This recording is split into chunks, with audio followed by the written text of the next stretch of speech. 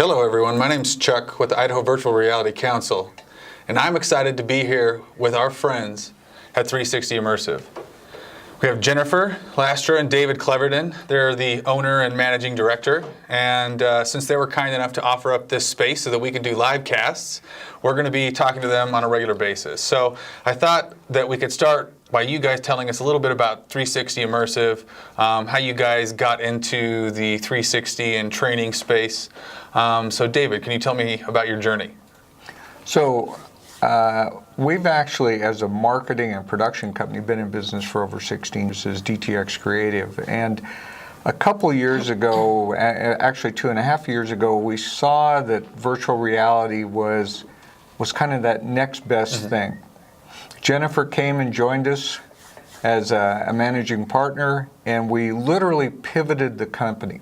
We looked at VR based on it's a new way to train, a new way to market, a new way to communicate with a demographic or client base, and here we are today. We have a new platform that we're going to be releasing this summer that allows organizations to do their own virtual reality training, potentially marketing, and that's kind of the story. Great. And as you guys have made that transition, can you guys tell me a little bit about how you've gained traction in this space or haven't gained traction? I think the way we gained traction is we had to educate. We had to educate ourselves. We had to figure out a lot of solutions, kind of the DIY approach, using the technology. And so we've been really, really successful at getting out, showing a multitude of different industries how to use the technology for situational awareness. And that's why we saw such a great fit for VR and training, emergency response personnel, public safety folks. There's a real urgency and a real need in society to help address some training aspects. And so it was just a really natural fit. The timing could not have been better. But the timing also is a piece of a challenge that we're kind of forced to deal with. The commercial market and other organizations embracing virtual reality and saying, well, is it really just a lot of hype? And so we've had to push through all of that and create demo footage because people want to see. We started out with Boise State football, and people love that in this area, but you can't go into a law enforcement agency and show football. And nothing against it. It's just they want to see what are you doing and how are you going to make police officers training more effective, more meaningful.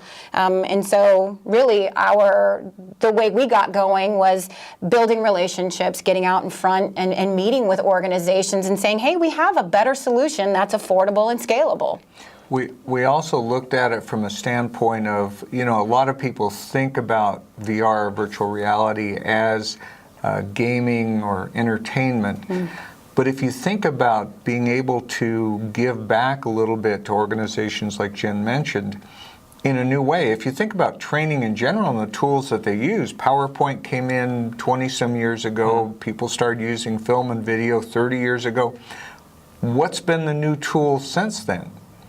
Well, you have online courses, which unfortunately people have a tendency to click through, but VR is that next tool. It actually is. When we put people in a headset, especially professional folks that are training for a living, they get it immediately. Yeah. So would you say now that you guys have been in this, doing 360 video and training for a while and doing the educational piece, has the reception been kind of more positive as you guys have done this?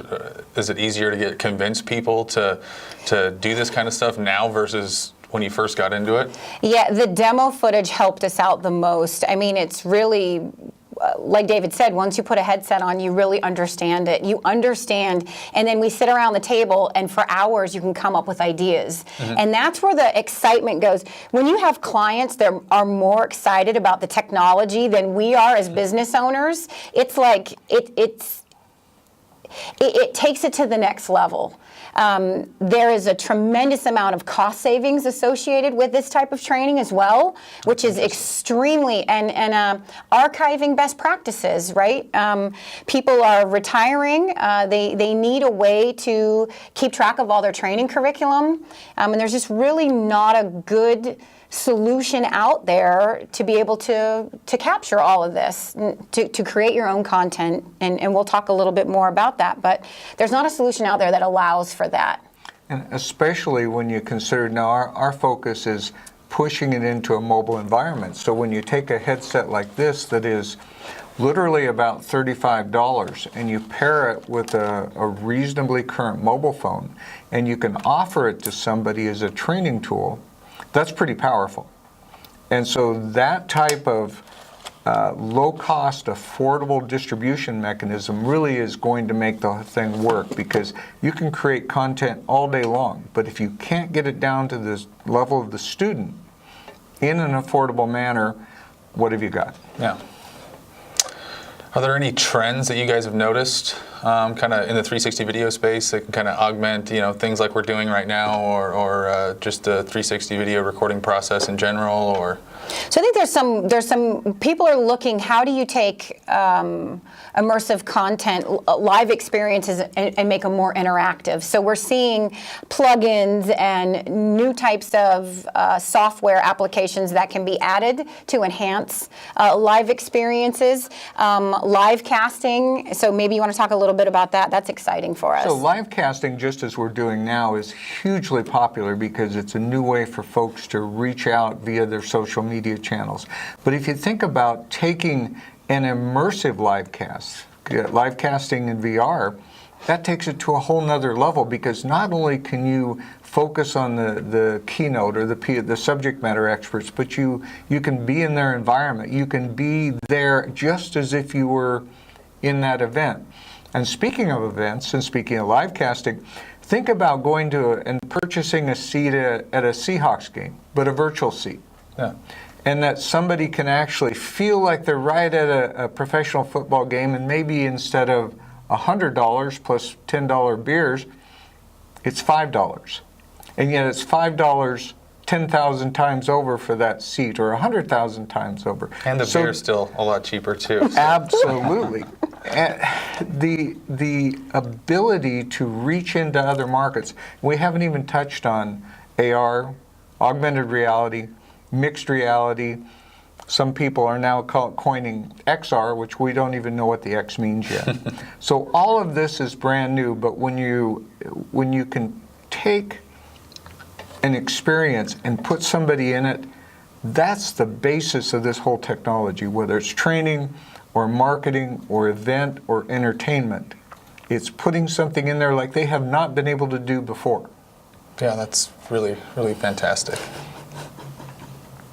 So as the IVRC, you shepherd in the state of Idaho kind of this burgeoning technology. And we've enjoyed that, and thanks to people like you, it made it a lot easier. We still have a few minutes time before everybody has to go. Could you guys tell me about any new tools or your new tools that you might be having or putting out there that you want to touch on? Oh, so the YouShare VR platform is, what we saw was organizations, training organizations in the space that we're working in, public safety and emergency response, they're really looking for an affordable solution. They want to train when they want to train. They want to capture imagery. They ask to do it themselves. So we really wanted to put together an affordable, scalable software platform that would allow organizations, not just law enforcement, it can be medical. I mean, the platform can really have a major impact across multiple industries. But what we wanted to do was be able to take credit now and teach people how to capture good content. One of the challenges with 360 content is there's not, or VR itself even, there's not enough really good content out there. So how can you get people to start engage and create their own content? So we wanted to kind of lead the charge with that. Teach people our best shooting practices, get them involved in creating their own training curriculum, and then benefit by able to use this platform where they can capture their own content, edit it, archive it, put it into a really nice library, if you will, all based on a mobile app. And so it makes everything then is customized to them. It's their people in their workplaces doing their processes and procedures. And so it was just really well received in the communities and the different organizations that we talked to. I have to imagine that that's a really attractive offering because the price comes down. You can do it Absolutely. all yourself versus having to pay somebody to come out and shoot every single video and then archive it and put it together for you. And not only that, but building a community. For instance, the Idaho State Police may be able to budget, but the ISP can share their content if they choose to with other agencies that aren't quite as large for just buying a seat on the table. Yeah.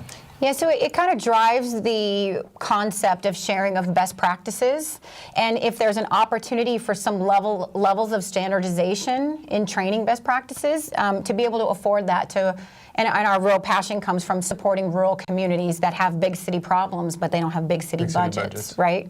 And so again, that's hospitals, nurses, law enforcement, public safety. I mean, any emergency response preparation, active shooter stuff, any of those types of scenarios that can unfold.